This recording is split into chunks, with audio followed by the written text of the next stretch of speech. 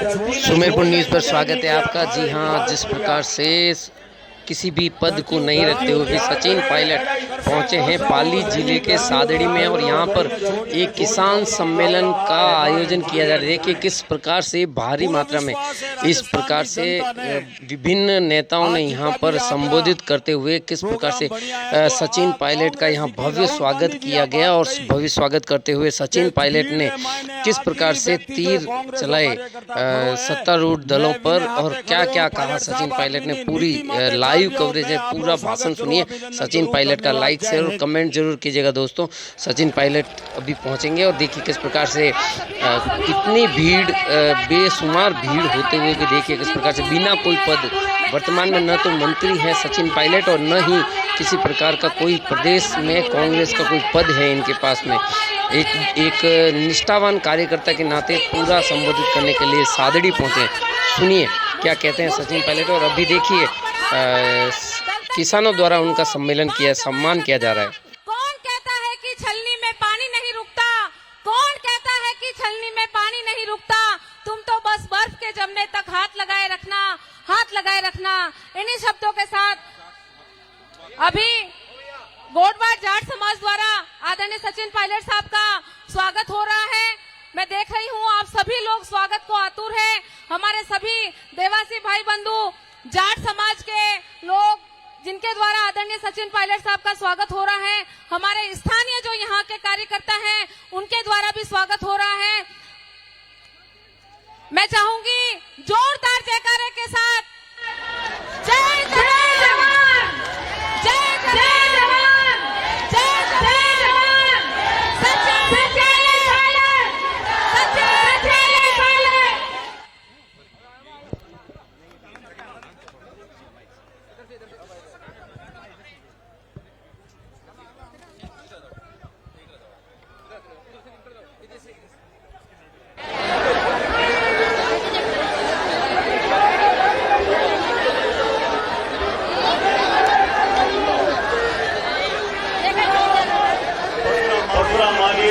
पावन धरती पर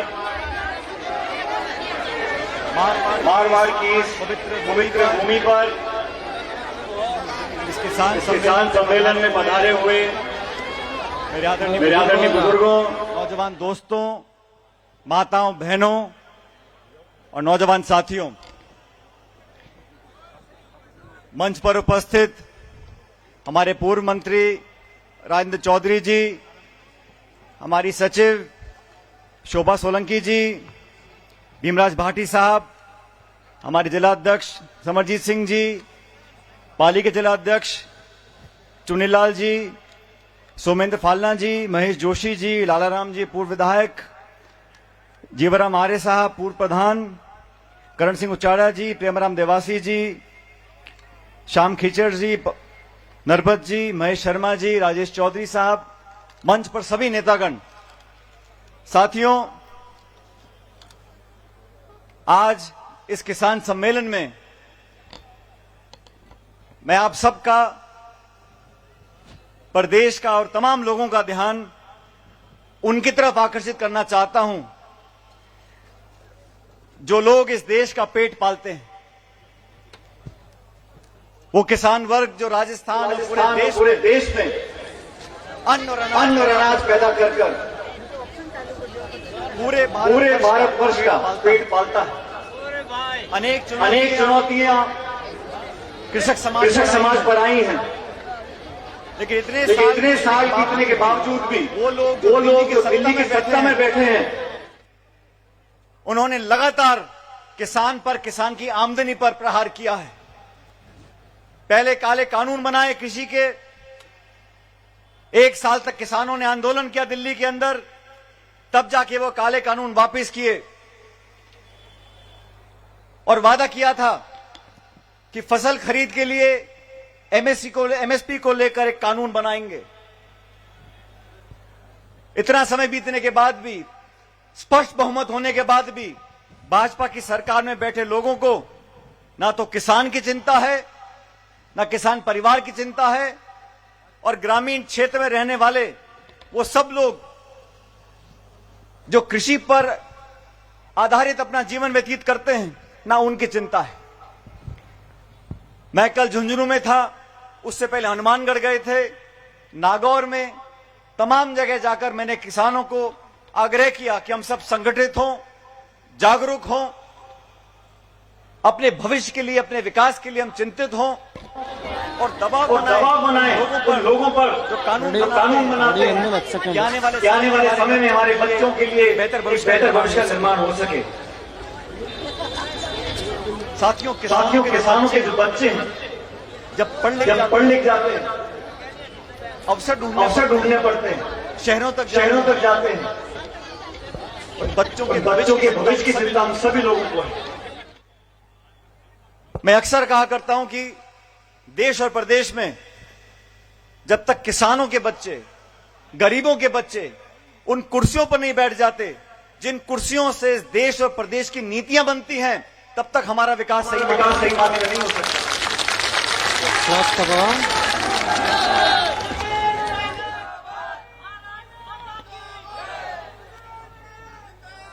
साथियों,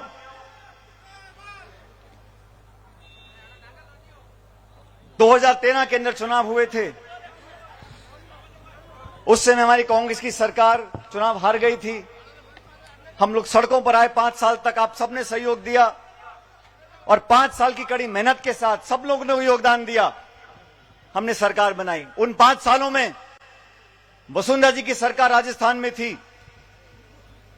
हमने चुनौती दी थी वसुंधरा जी की सरकार को कि आपके भ्रष्टाचार, आपके काले कारनामों को हम एक्सपोज करेंगे।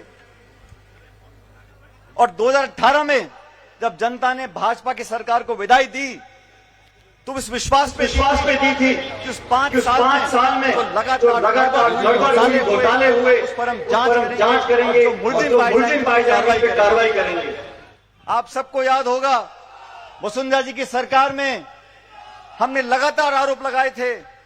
खान का घोटाला हुआ, उससे पहले कालीन का घोटाला हुआ था। अधिकारी, नेता जो उस वक्त भ्रष्टाचार में लिप्त थे, हमने कहा था हम उन पर कार्रवाई करेंगे। हमारी सरकार को 4 साल हो गए।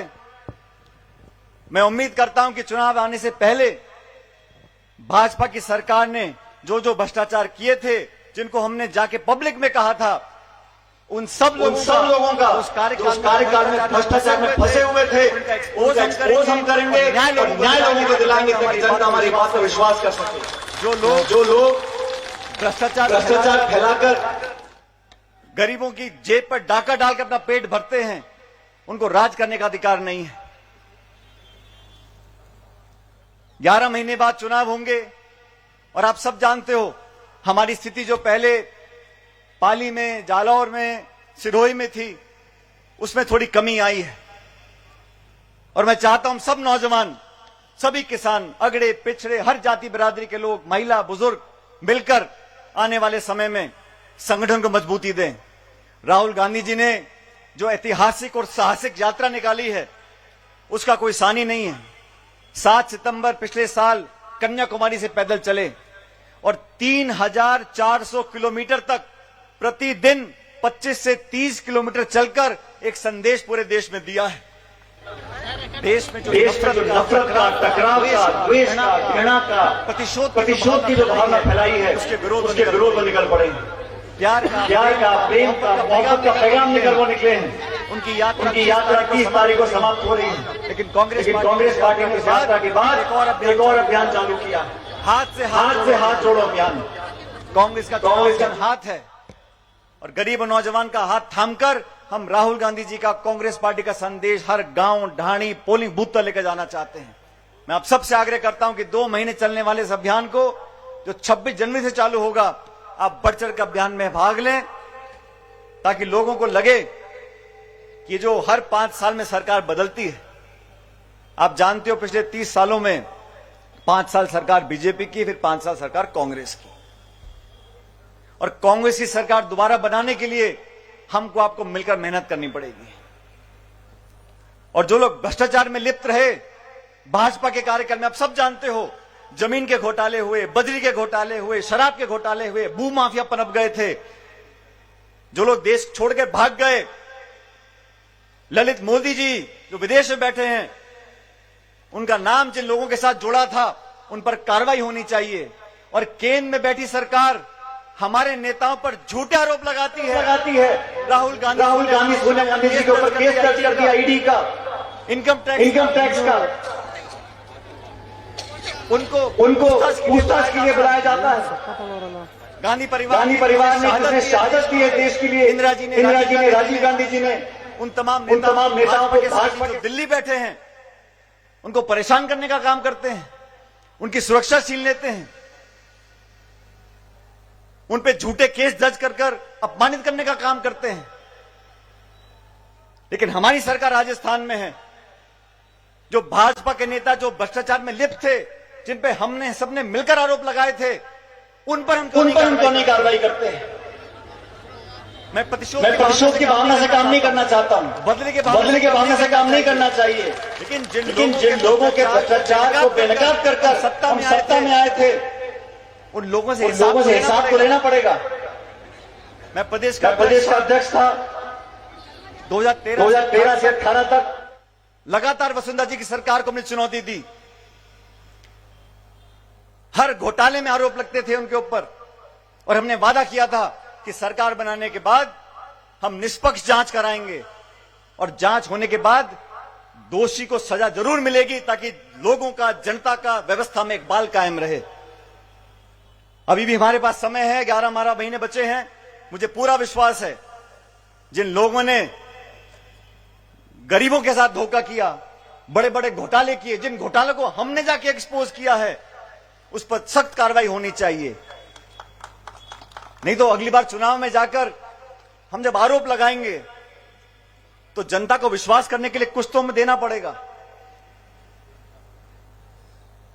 दोस्तों, किसानों के लिए बिजली हो, पानी हो, बीज हो, खाद हो, फसल की खरीद हो, ट्रैक्टर हो, बोरिंग हो, ये व्यवस्था हम करते हैं, तो किसी पे एहसान नहीं कर रहे।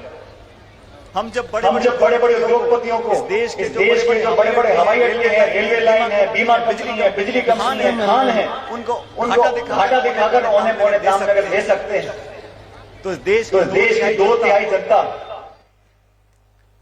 जो कृषि पर निर्भर करती है, उन लोगों को समर्थन मूल्य नहीं दे सकते, समर्थन मूल्य पर खरीद नहीं कर सकते। केंद्र सरकार को मैं सचेत करना चाहता हूं, आप 8.5 साल से सत्ता में बैठे हैं, आपको ना किसान की परवाह ना गरीब की परवाह है। गैस का सिलेंडर 1150 रुपए का बिक रहा है, पेट्रोल डीजल 100 रुपए लीटर बिक रहा है, राजस्थान को खाद नहीं मिलता, यूरिया नहीं मिलता, डीएपी नहीं मिलता। आप पक्षपात की राजनीति करते हो। मैं संदेश देना चाहता हूं पाली से, मारवाड़ से, कि आप बहुत जल्द किसान की फसल खरीद पे कानून बनाओ, ताकि किसान समृद्ध हो सके, ताकतवर बन सके। हम सब जानते हैं जब किसान को 50,000 लाख रुपए की जरूरत पड़ती है, कितनी मुश्किल से उसको पैसे की व्यवस्था कर पाता है। वो बैंक के 100 चक्कर काटता है, उसकी जूतियां घिस जाती हैं। बैंक मैनेजर पहले प्रमाण पत्र मांगता है, फिर एनओसी मांगता है, फिर स्टैंप मांगता है, फिर क्या गिरवी रखोगे मांगता है। इतना करने के बाद भी उसको बीच में किसी दलाल को 2-5 हजार रुपए रिश्वत खिलानी पड़ती है, तब जाके उसका लोन मिलता है उसको। और जो बड़े बड़े सेठ हैं हिंदुस्तान के जो खरबों रुपए लगा गए, वो एक फोन करते हैं और बैंक का मैनेजर उल्टे पांव दौड़ता हुआ चला जाता है, चेक लेकर के, लो सेठ जी आपका चेक, लोन अप्रूव हो गया। ये व्यवस्था जो बन गई है, गरीब अमीर में इतनी बड़ी खाई बन गई है, चंद लोगों के पास पूरे देश की संपत्ति पहुंच गई है। जो गरीब था वो इतना गरीब हो गया, उसको 2 जून की रोटी नहीं मिल रही, और जो अमीर था वो इतना अमीर हो गया कि उसके पास अपनी दौलत गिनने का समय नहीं है।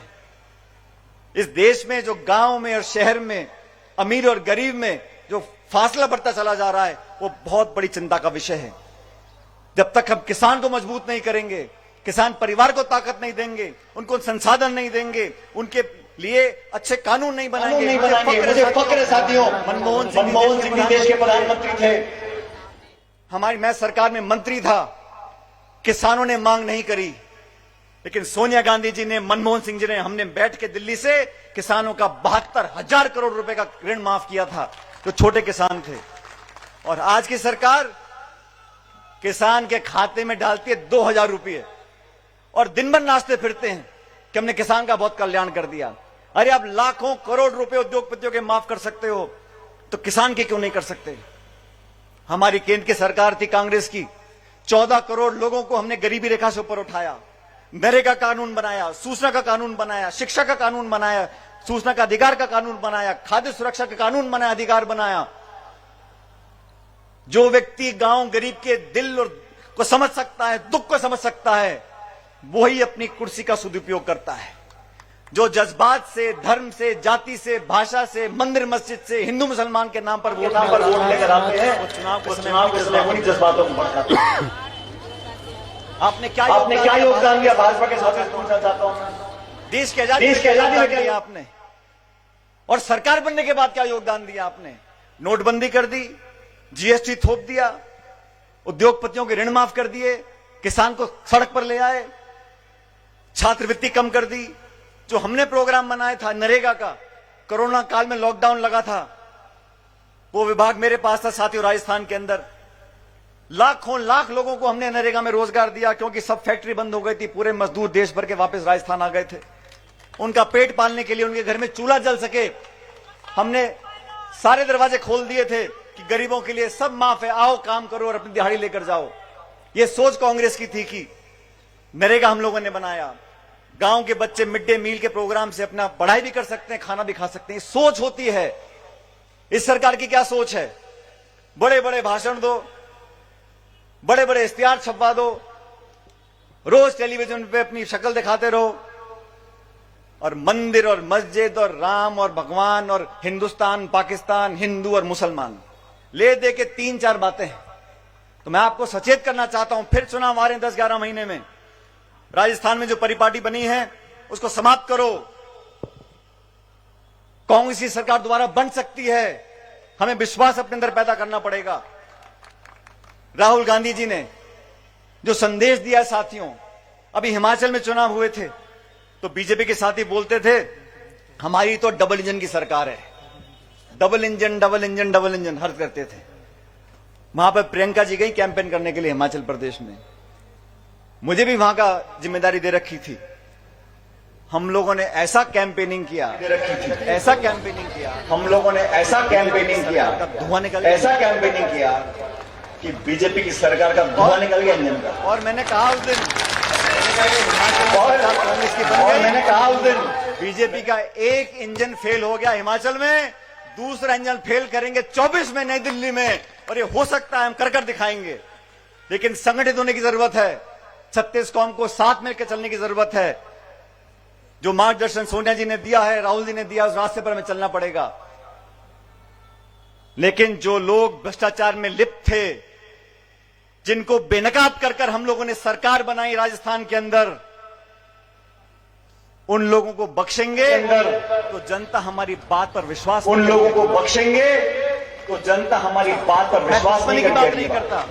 लेकिन जो प्रमाण है, जो हमने आरोप लगाए, मैं दुश्मनी की बात नहीं करता, तमाम कांग्रेस, लेकिन जो प्रमाण है, जो हमने आरोप लगाए थे, सब तमाम। पिछली सरकार बनी थी कांग्रेस की, तो हमने एक माथुर आयोग बनाया था वसुंधरा जी के कार्यकाल में, जो भ्रष्टाचार हुआ उस पर जांच करने के लिए। दुर्भाग्यवश वो आयोग भी कुछ नहीं कर सका और 5 साल बीत गए, अभी भी 4 साल निकल गए। जिन लोगों ने धोखा दिया, जिन लोगों ने बड़े बड़े कांडों को अंजाम दिया, जो भ्रष्टाचार में लिप्त थे, जिन पे पूरी कांग्रेस पार्टी ने सामूहिक रूप से आरोप लगाए थे, समय आ गया कि दूध का दूध और पानी का पानी हो जाए। कि मेरे नौजवान साथियों, जैसा मन से बोल रहे थे, इस विधानसभा क्षेत्र से बोल रहे थे, इस विधानसभा क्षेत्र से 30 साल कांग्रेस पार्टी जीती नहीं है। लेकिन ये मौका आने वाला है। अगर नौजवान ठान लें, मैं हनुमानगढ़ में भाषण दे रहा था तो मैंने कहा जो देश में बांटने वाली ताकतें हैं वो क्या बातें करती हैं? वो जाति की, धर्म की, भाषा की, प्रांत की वो बातें करते ताकि लोगों को बांट सके। लेकिन अगर इन बाधाओं को लांघना है तो जो नौजवान है वो जाति पाति पर फर्क नहीं पड़ता, वो आगे की सोच सकता है। और जो किसान है जो हल चलाता है, ट्रैक्टर चलाता है, अनाज पैदा करता है, उसकी कोई जाति नहीं है। वो अगड़ा है, पिछड़ा है, किस बिरादरी का है, किस जाति का है, कोई फर्क नहीं पड़ता, हमारा अन्नदाता है।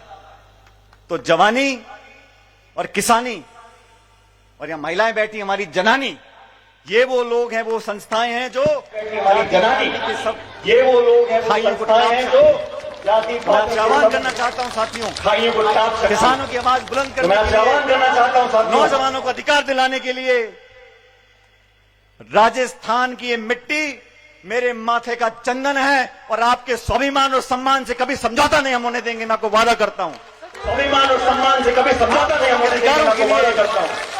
आप लोगों के स्वाभिमान के आप लिए, लोगों के अधिकारों के लिए, राजस्थान के अस्मिता के लिए, आप लोगों के स्वाभिमान के के भविष्य के लिए जो भी करना पड़ेगा हम पीछे नहीं हटेंगे, कंधे से कंधा मिलाकर आपके साथ आगे बढ़ते रहेंगे। आप लोगों ने हमेशा प्यार दिया और पाली और बाली के लोगों ने, मारवाड़ के लोगों ने, दिलेर लोग हैं, छाती ठोक कर बात करते हैं। मुझे फक्र है आप सब लोगों के ऊपर, मुझे नाज है मेरे नौजवानों के ऊपर कि आपका आशीर्वाद इन बाहों को ताकत देता है। हम भी आपके साथ लेकर संघर्ष करेंगे, आगे बढ़ते रहेंगे, लेकिन अपना शीश कभी नहीं झुकाएंगे। आपके सम्मान के लिए हमेशा संघर्ष करते रहेंगे। लेकिन केंद्र की सरकार को मैं सचेत करना चाहता हूं, किसानों के साथ बेईमानी मत करो, किसानों के साथ बेवफाई मत करो। किसान किसी के भीख के भूखे नहीं हैं। किसान को सिर्फ न्याय दो, उसकी मेहनत का मुआवजा दो और जो फसल मंडी में बिकती है उसको आप खरीदो। अगर आप देश भर में पैसा बांट सकते हो तो आपका जो पेट पालते हैं, जो अन्नदाता है, जो दूध दाता है, उसके लिए आपकी जेब क्यों नहीं खुल सकती है? सिर्फ भाषण देने से काम नहीं चलेगा। मैं इस किसान सम्मेलन में साथियों आप सबसे आह्वान करना चाहता हूं कि मारवाड़ की धरती से, इस पाली जिले से यह आवाज दिल्ली तक जानी चाहिए कि किसान चुप नहीं बैठेगा। मैं मांग करता हूं, ये प्रस्ताव रखता हूं इस सम्मेलन के अंदर कि केंद्र सरकार को बहुत जल्द, अति शीघ्र एमएसपी पर कानून बनाना चाहिए ताकि किसान को उसकी फसल का उचित मुआवजा मिल सके मंडियों के अंदर। अगर मेरे प्रस्ताव को आप सही मानते हो तो दोनों हाथ खड़े कर यहां पर मुझे इस प्रस्ताव को पारित करो। दिल्ली की सरकार किसान जब आगे बढ़ेगा, हमारी मांगों के सामने बड़ी संगठित होगा, आगे बढ़ेगा, हमारी मांगों के सामने कोई बड़ी धन्यवाद करना चाहता हूं। इतनी बड़ी संख्या में आप यहां पर आए हो। आने वाला समय आपका हमारा है। नौजवान जब मन बना लेते हैं, अपनी बात को मनवा कर रखते हैं। असीम प्रेम प्यार आप लोगों ने दिया, आशीर्वाद आप लोगों ने दिया, मैं सदैव आपका कायल रहूंगा। और एक बार पुनः आपको आश्वासन देकर जाता हूं, जब जब मेरे साथी, मेरे किसान, मेरे नौजवान मुझे याद करेंगे, पाली और बाली में आप मुझे अपने साथ खड़ा पाओगे। इस बात का आपको वादा कर जाता हूं। मैं परमपिता परमेश्वर से कामना करता हूं, मैं भगवान से कामना करता हूं, आप सब लोगों का जीवन, भगवान से कामना करता हूं, खुशियों से भगवान आप सब लोगों का जीवन, परमेश्वर आपके बच्चों को लंबी उम्र दे, आप हमेशा मुस्कुराते रहो, आप आगे बढ़ो, हम आपके साथ कंधे से कंधा मिलाकर चलेंगे। मैं अंत में आप लोगों से आवेदन करूंगा, जोरदार नारा दो ताकि इस देश की मिट्टी है, यहां से आवाज जाए एकजुटता की, और देश के अंदर हमारी जो आस्था है, भारत माता की आस्था है, पीछे वाले हैं, भारत माता की, भारत माता की, आप आसमान में आवाज गूंजनी चाहिए, भारत माता की। आसमान में आवाज बहुत बहुत धन्यवाद, राम राम साहब। माता की, बहुत बहुत धन्यवाद, राम राम साहब। हमारी जो रेस्क्यू टीम है उनके द्वारा आदरणीय सचिन पायलट साहब का स्वागत। बहुत सही बात कही आदरणीय पायलट साहब ने कि बड़े बड़े लोग जब बैंकों में कर्जा लेने जाते हैं तो उनको जल्दी से लोन दे दिया जाता है और हमारे किसान भाइयों को बार बार चक्कर काटने पड़ते हैं और हमारे किसान भाइयों को बार बार चक्कर नहीं पड़ता कि हमारे देश का किसान वो किसान है जो अपनी जवान बेटी के हाथ पीले बाद में करता है, लेकिन अपना जो कर्जा लिया हुआ है जब उसकी फसल आती है तो वो पहले झुकाता है। अब मैं जो भी लोग पायलट साहब का स्वागत करना चाहते हैं उनसे आग्रह करूंगी कि वो आए और आदरणीय सचिन पायलट साहब का स्वागत करें। पायलट साहब का स्वागत